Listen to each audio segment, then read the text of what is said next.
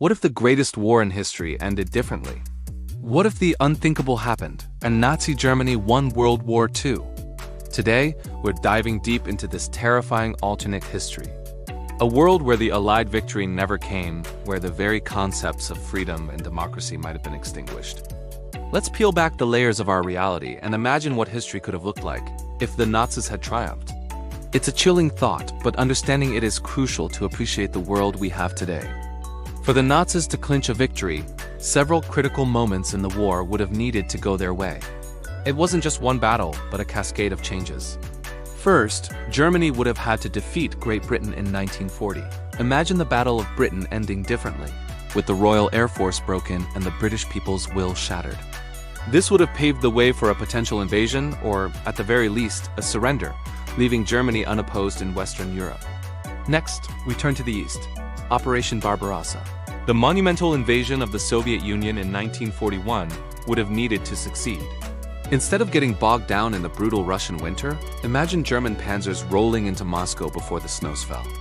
Capturing the capital and the vital Caucasus oil fields would have crippled the Soviet war machine, potentially leading to its collapse. Without the Eastern Front draining German resources, the course of the war changes dramatically. And what about the United States? For a Nazi victory, America's role would have to be neutralized. This could have happened in a few ways. Perhaps a stronger isolationist movement keeps the US out of the war entirely. Or maybe Japan's attack on Pearl Harbor is even more devastating, or they follow it up with successful campaigns that cripple the US Pacific Fleet for years. Without the industrial might and manpower of the United States entering the European theater, the remaining Allied forces would have faced an almost insurmountable challenge. If Germany had achieved these key victories, what would a Nazi-dominated Europe look like?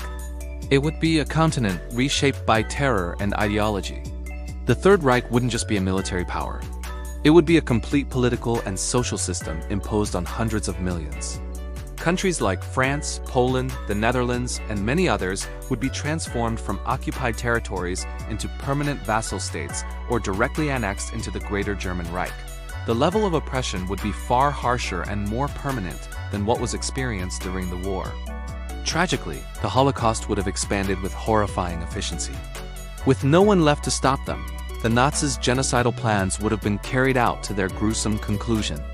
Millions more Jews, Slavs, Romani people, political dissidents, and others deemed undesirable would have been murdered. The concentration and extermination camps, already factories of death, would have operated on an even larger scale across the continent. This is perhaps the most horrifying aspect of a Nazi victory, a genocide completed with industrial precision. But would everyone submit? Unlikely. Resistance movements, which fought so bravely during the actual war, would almost certainly continue to exist. They would operate from the shadows, in the forests of Poland or the mountains of Yugoslavia, carrying out acts of sabotage and guerrilla warfare. However, they would face the full undivided might of the Nazi security apparatus, the Gestapo, the SS. Retaliation would be swift and brutal, with entire villages wiped out for a single act of defiance. It would be a desperate, bloody struggle with little hope of outside help. Hitler's ambitions didn't stop at Europe's borders. His vision, the so-called Thousand-Year Reich, was one of global dominance. With Europe secured, the Nazi war machine would turn its attention to the rest of the world. The primary goal would be Lebensraum, or living space, in Eastern Europe. This plan involved the systematic colonization of lands inhabited by Slavic peoples. They would be enslaved, expelled, or exterminated to make way for German settlers, creating a vast agricultural and industrial heartland for the Reich. The world would likely become a bipolar or tripolar landscape of conflict. The Nazis and their remaining Axis partners, principally a victorious Empire of Japan, would carve up the globe. Africa and the Middle East, with their vast natural resources, would become the next major battlegrounds. German forces might clash with the remnants of the British Empire and a fortified America in the deserts of North Africa and the oil fields of Arabia. If Japan remained a powerful ally, their Greater East Asia co-prosperity sphere would be a grim reality.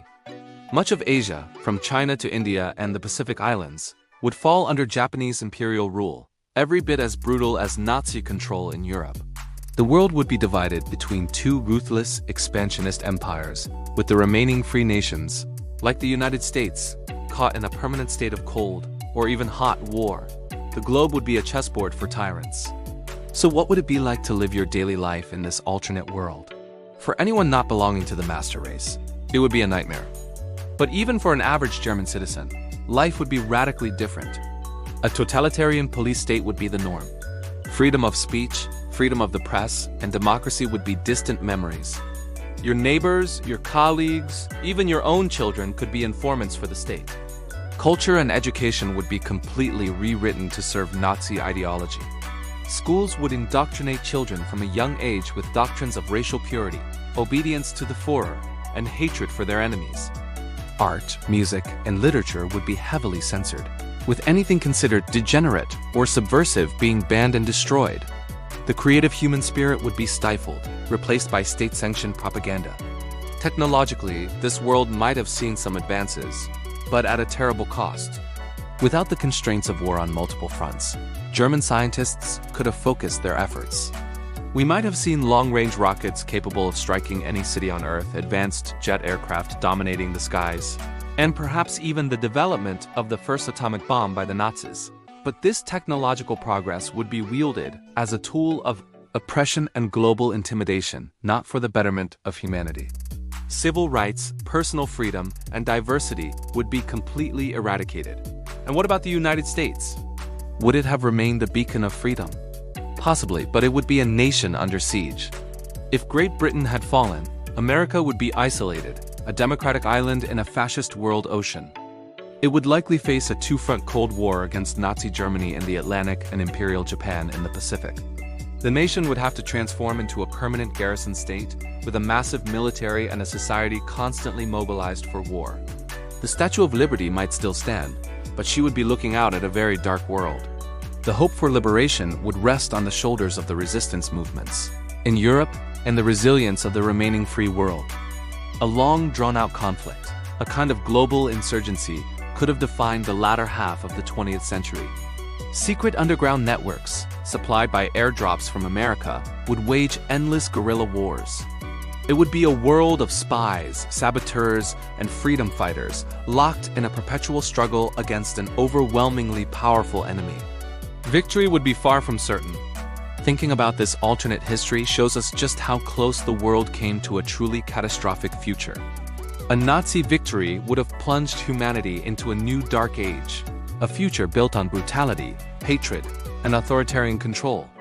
The freedoms many of us take for granted were secured at an immense cost by the sacrifices of millions. Thankfully, the Allies prevailed. The forces of democracy and liberty, though tested to their absolute limit, emerged victorious. But this chilling thought experiment is more than just a what if. It's a powerful reminder that history is not predetermined. The world we live in today was not guaranteed. By exploring this dark alternative, we can better appreciate the struggles of the past and the importance of defending the values that were so nearly lost. Thank you for joining me on this journey into an alternate past. If you found this exploration thought-provoking, please consider liking this video and subscribing to the channel for more deep dives into history. Never forget what was fought for.